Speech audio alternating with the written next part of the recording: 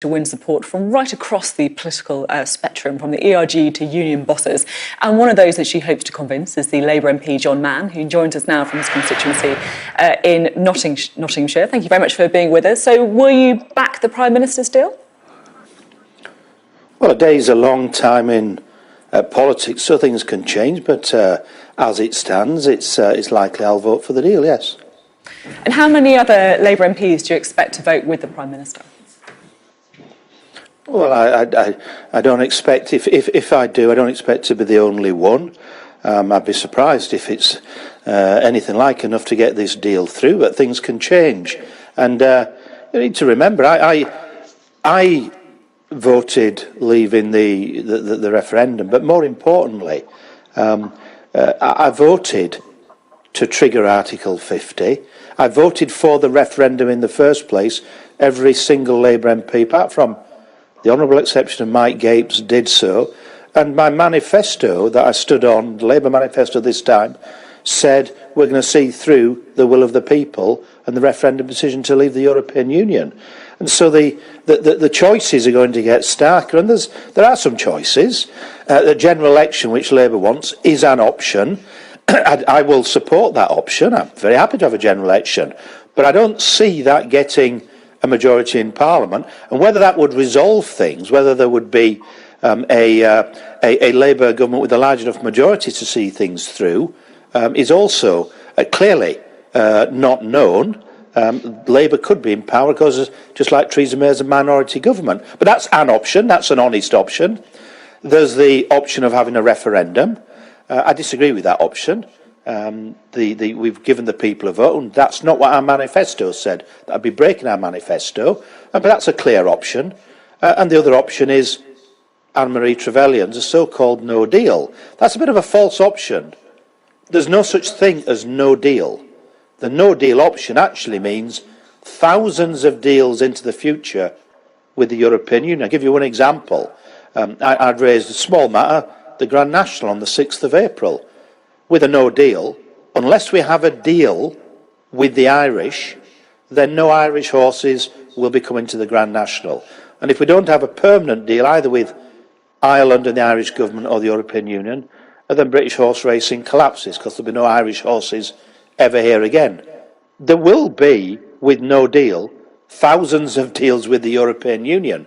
If you go on holiday to Spain, then there's a deal that will have to be done over healthcare. There's a deal over repatriating bodies if someone sadly died over in, say, Spain. There's a deal over how you get through customs, a deal whether you can take your dog there or not. I mean, there are thousands of deals. So no deal actually is the wrong term. And I think the mess and chaos and uncertainty that will cause negotiating all those thousands of deals is the worst option, other than putting it off. Because my constituents are saying, get on with it. The worst of anything would be delaying Article 50 for me. I just want to pick you up on one thing that you said in that answer, which is where that you vote for a general election, you'd be happy for there to be a general election, because there'll be some people in the Labour movement who'll be looking at what you're perhaps going to be doing, what we expect you to be doing, which is to vote for the Prime Minister's deal, and think that that is the one thing that makes a general election less likely. And they're right, aren't they? They would be right. You're effectively propping up a Conservative government.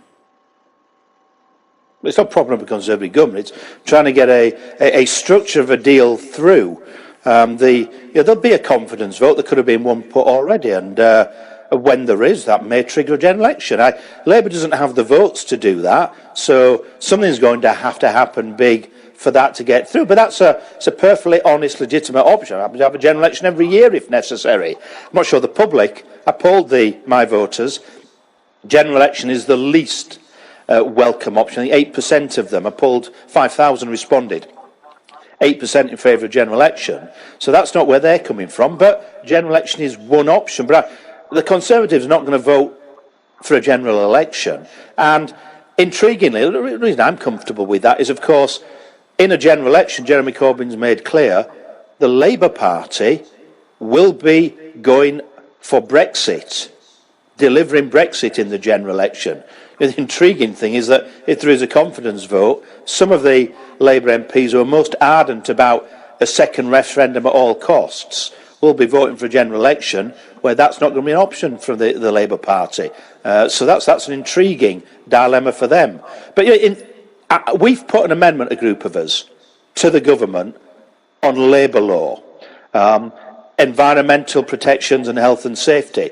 Major red lines for us. And the union leaders have all commented on that. I believe the Prime Minister even talked to them about it.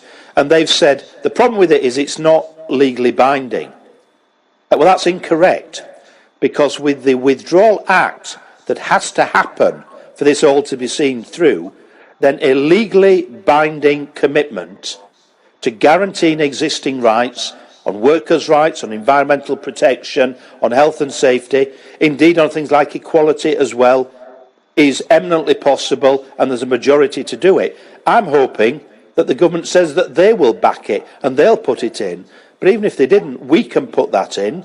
And that, to me, is where this discussion, this debate, if you like, the negotiations, need to take place to commit to get us through the hurdle that the two main parties said we'll see through Brexit, because that's what the British people voted for. And that's where I think this needs to go next. And there's not much time, but there is enough time. And at some stage, I think that those kind of deals, i.e. agreement of what's got a majority, will hold people together, because I do think bringing people together in this country is now absolutely vital. The South that generally voted Remain, and the North that generally voted to leave. And a quick thought from you before we end. You're talking there about trying to get agreement. You went in to see the Prime Minister this week. Did she give you any indication that she was likely to accept any of your requests? Yes, and specifically understanding that the legislation, not just a promise from the Prime Minister, but the legislation on the Withdrawal Act will need to meet those requirements.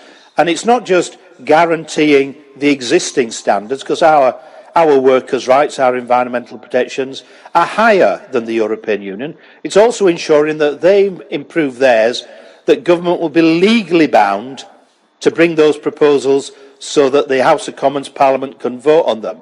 And this is vital stuff. And don't forget, Sophie, there is the possibility that there could be at some stage, perhaps immediately or in the next couple of years, a minority Labour government in the same position as Theresa May. Now, is that minority Labour government, even a majority Labour government with a small majority, spending its entire time trying to construct Brexit, or has it got those guarantees legally in place? In my view, it's vital to do so, that we have, leaving the European Union, a country that competes on the highest standards, not the lowest standards, in terms of pay and conditions. That's the kind of Brexit I want to see. That's the real choice. Do we have a race to the bottom and try and undercut everyone else in the European Union on pay and conditions? Or do we have a race to the top, and we do it based on the highest conditions, the highest standards, being the best in the world? That's the opportunity that Parliament's got, and I want to see the government continue in the next 48 hours to be responsive to specific demands. One of my colleagues I know is in discussions with them, with others, over the whole issue of equality law. Let's have the highest standards, but let's have it legally binding in the Withdrawal Act, and let's have that guarantee before Tuesday. That will move us on. Will it get the Prime Minister over the line? I suspect not, but it takes us a lot nearer towards that. OK, John Mann, thank you very much.